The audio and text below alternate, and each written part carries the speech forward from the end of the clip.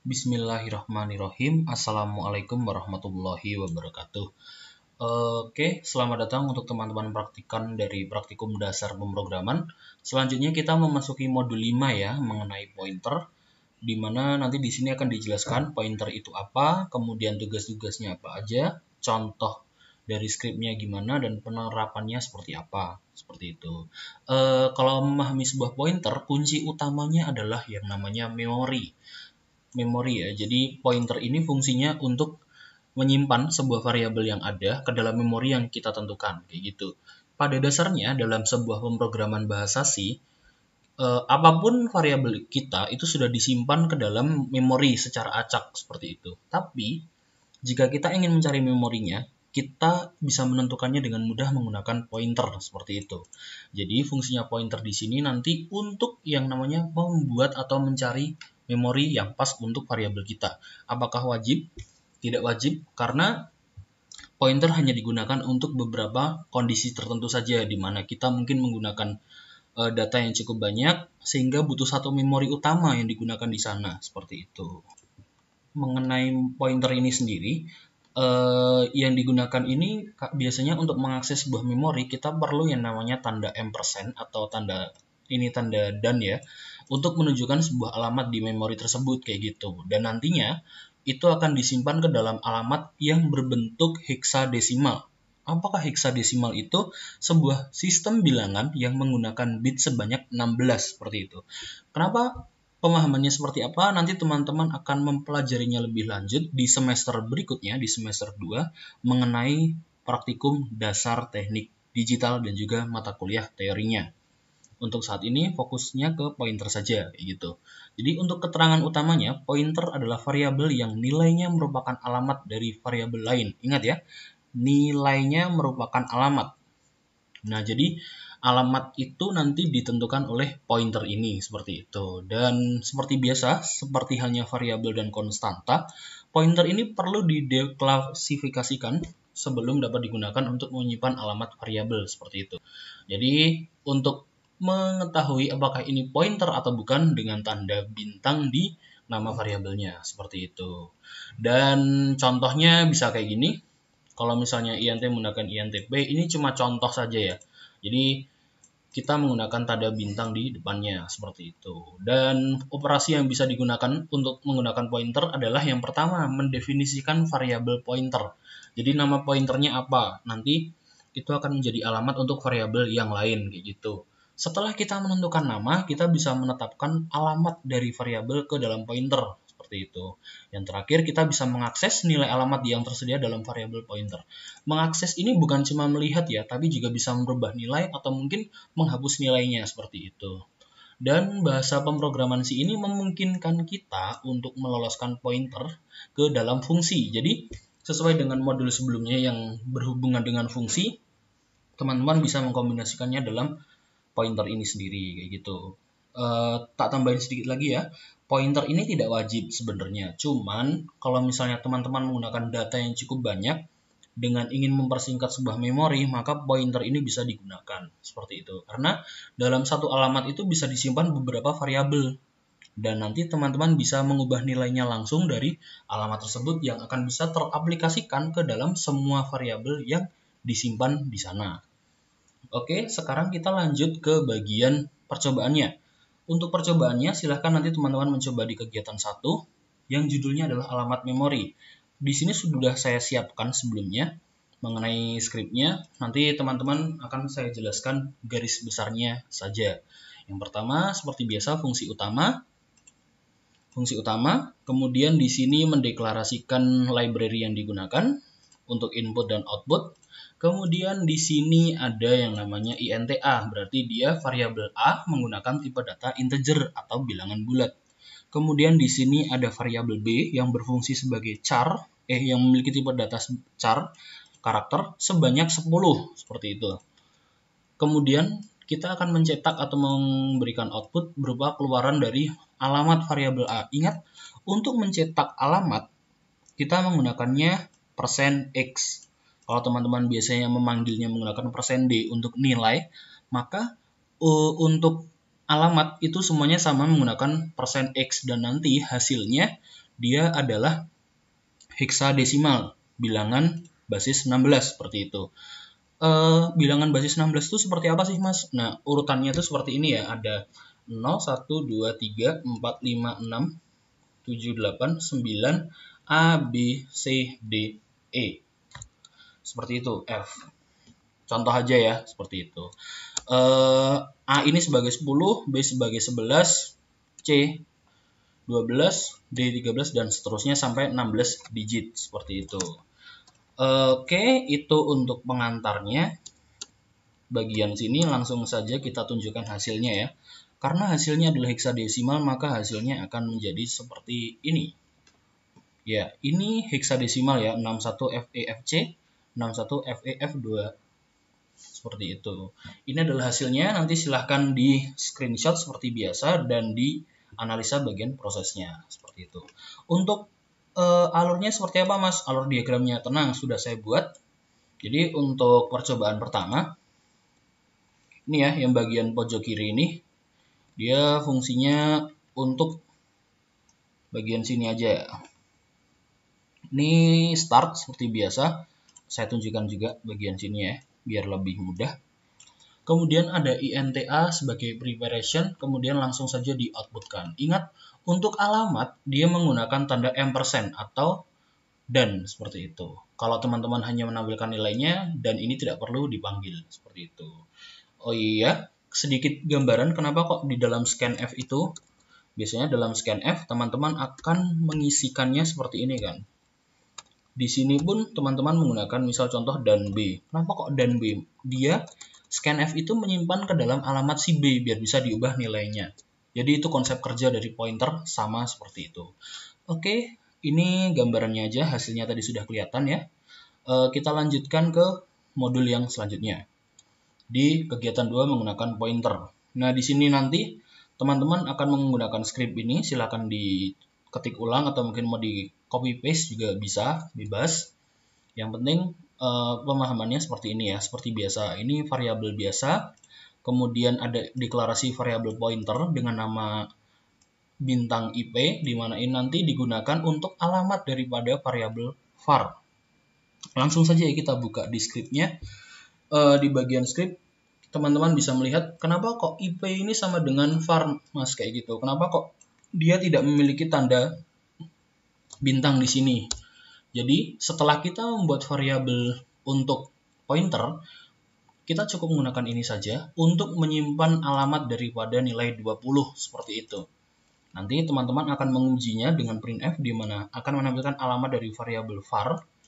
Tentunya ingat kalau alamat menggunakan tanda %x. Yang dipanggil adalah alamatnya var. Kemudian teman-teman akan melihat alamat yang tersimpan di variabel IP. Otomatis kalau teman-teman ingin melihat alamat yang di sini, maka dia akan menampilkan yang bagian var ini. Tentu saja isinya bintang IP. Nah, nilai dari variabel IP berapa kayak gitu. Langsung saja ya, tidak pakai lama-lama. Kita uji coba. Nah, ini alamat yang semula dari variabel var adalah ini, 61FEF8. Kemudian alamat yang tersimpan di dalam variabel IP adalah 14. Loh Mas, 14 ini dapat dari mana? 14 ini bukan bilangan bulat ya. Ini adalah bilangan heksadesimal. Jadi aturannya heksadesimal itu adalah yang paling kanan dikalikan dengan 16 pangkat 0. Berarti 4. Ini aja ya, tak tulis ya. 4 dikalikan 16 pangkat 0. Kayak gini. Kemudian di akhir ditambahkan dengan 1 dikali 16 pangkat 1. Hasilnya berapa? 4 kali 16 pangkat 0, 4 kali 1 sama dengan 4. Ditambahkan dengan 16 pangkat 1, 16 dikalikan 1, 16. Hasilnya 20. Ini kok bisa kayak gini Mas? Nah, ingat alamat yang tersimpan di dalam variabel IP ini merupakan apa ya? Dia merupakan dari var ini ya, var yang asli ini. Jadi nilai 20 itu dikonversi ke dalam nih heksadesimalnya. Heksadesimalnya berapa? 14, seperti itu. Ingat jangan kaget ya, ini adalah alamat, ini bukan nilai seperti itu. Jadi alamat daripada IP ini merujuk pada nilai dari var. Oke. Untuk hasil apa ya? Hasil dari DIA atau flowchartnya seperti ini.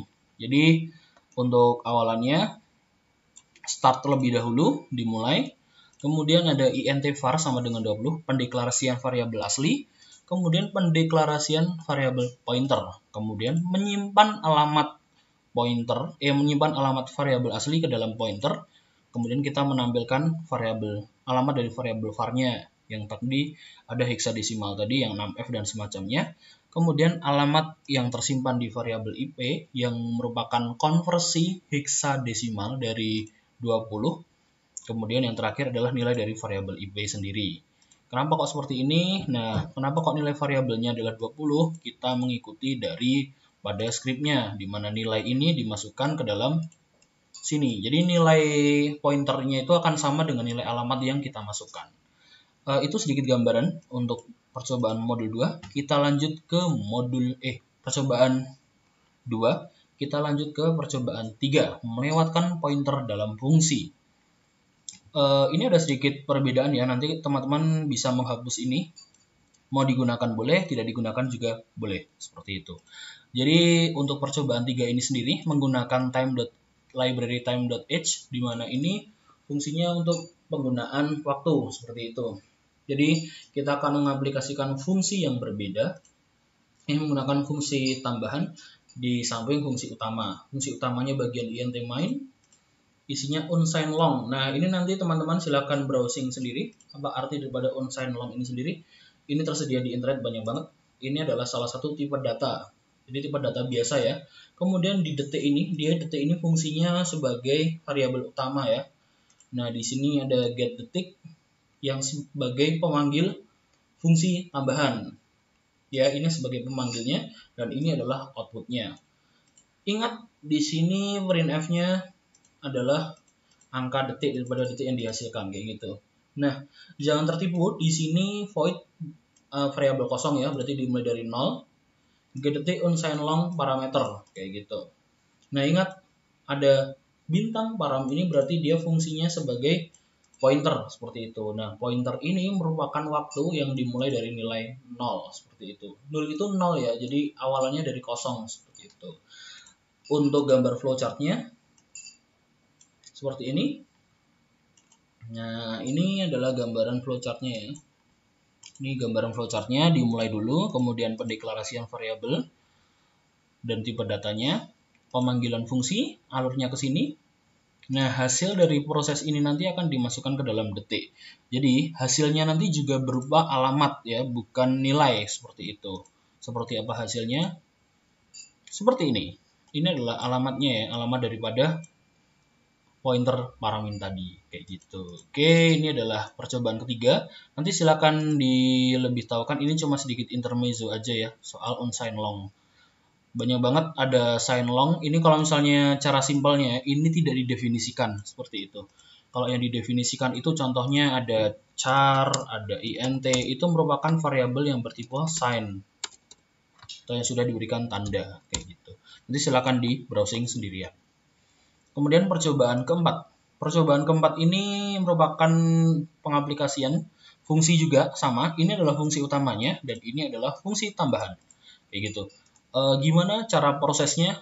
Nanti teman-teman akan langsung bisa melihat di bagian flowchart. Mohon maaf ya kalau flowchartnya tak buat kayak gini. Sedikit menyatu. Nah, sedikit mengingatkan untuk masih ingat dengan kondisi percabangan di mana dia harus memiliki ya dan tidak. Bersama nanti ya. Kita mulai dulu dari sini. Di sini kita dari double. Langsung aja double ini fungsinya untuk pendeklarasian bahwa di sini nanti ada fungsi tambahan di samping fungsi utama. Kemudian ini fungsi utamanya. Library-nya masih stdio.h. Dan int saldo. Saldonya ini berarti dalam variabel saldo dia bertipe data integer atau bilangan bulat dengan isi datanya sebanyak 5. Nanti isinya ini kemudian double rata-rata. Ini adalah pendeklarasian variabel double dari nilai dari variabel rata-rata tipe datanya ya. Jadi, nah di sini ada rata-rata get rata-rata saldo 5 kayak gitu. Ini untuk memanggil fungsi tambahan kayak gitu.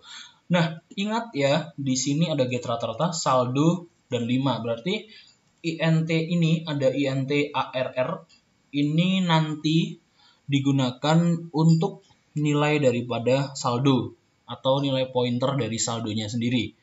Definisinya di sini. Kemudian 5 ini adalah ukuran variabel untuk variabel ukuran yang bertipe data integer. Ingat, ini variabel, yang ini adalah pointer. Bedakan dari banyaknya adanya bintang seperti itu. Kemudian ada perkenalan lagi, ada deklarasi yang baru, ada int i atau variabel i sebagai tipe data bilangan bulat. Kemudian ada sum yang bernilai 0 yang sudah diatur untuk bilangan bulat. Dan nanti ada double rata-rata lagi. Dan di sini nanti ada percabangan seperti itu. Untuk gambarannya di bagian percabangannya seperti ini ya. Begitu masuk ke dalam fungsi tambahan, setelah pendeklarasian, maka akan dimulai dari i sama dengan 0. Ingat, nanti i akan ditanya kurang dari ukurannya atau enggak. Nah, ukuran ini didapat dari mana? Ukuran ini didapat dari sini.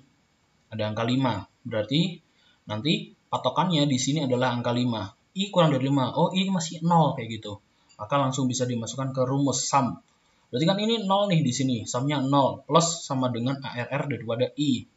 Atau ini adalah array ya. Jadi nilainya berapa langsung nanti dimasukkan, diproses terus, baru di double sum seperti itu untuk rumusnya. Nanti hasilnya akan muncul di sini berupa hasil 214,4, bener berarti. Oke, ini adalah hasil untuk nilai rata-ratanya. Nanti silakan teman-teman pahami lebih lanjut dengan cara kerja programnya seperti ini. Itu adalah pengantar untuk pointer ini. Tidak perlu terburu-buru untuk pemahamannya karena waktunya juga diberikan yang cukup lama juga. Yang penting ini adalah nilai rata-ratanya nanti, nilai kembalian seperti itu. Jadi nggak usah khawatir, ini kok nilainya seperti ini bagaimana, kok bisa hasilnya 214,4 kayak gitu. Silakan nanti dijalankan, silakan dicoba sendiri dan dianalisa secara singkat. Seperti biasa, ada tugas. Buatlah sebuah program yang memiliki fungsi dengan nilai kembaliannya atau return adalah sebuah nilai array. Nah, nanti ini mengambilnya dari ini ya, dari percobaan yang keempat. Silakan dimodifikasi, silakan diubah sedemikian rupa sampai nanti sesuai dengan ini. Kalau hasilnya di sini nanti adalah nilai biasa, maka yang dimasukkan nanti di sini adalah nilai array-nya. Nah, array itu seperti apa nanti bisa teman-teman sedikit lihat di bagian modul ke-6 ya, di mana dia menyimpan berbagai elemen-elemen dalam satu variabel kayak gitu. Semoga tidak cukup pusing ya dengan kayak gini. Nanti bisa ditanyakan lebih lanjut ke asisten kelas terkait yang nantinya bakal dikasih pendalaman materi melalui yang namanya kelas mandiri atau kelas secara video conference kayak gitu. Nanti akan dia laksanakan. Mungkin itu aja. Nanti silakan disimak ulang ya videonya dari awal sampai akhir untuk meminimalisir daripada kesalahan atau semacamnya lah kayak gitu. Dan jangan lupa untuk mengerjakan tugas pendahuluan yang nantinya akan diupload di sini oleh dari Mas CO. Nanti silakan teman-teman bisa lihat ya. Mungkin dari saya cukup sekian dulu mengenai pointer kali ini. Semoga cukup memahami. Nantinya silakan ditanyakan ke asisten kelas kalau masih bingung. Nanti untuk deadline masih seperti biasa ya, akan diumumkan lewat Jarkoman. Dan mungkin sekian dulu video kali ini. Kurang lebihnya mohon maaf. Akhir kata terhormatlah bagi yang berprestasi dan berprestasilah dengan tetap menjaga kehormatan. Terima kasih. Wassalamualaikum warahmatullahi wabarakatuh.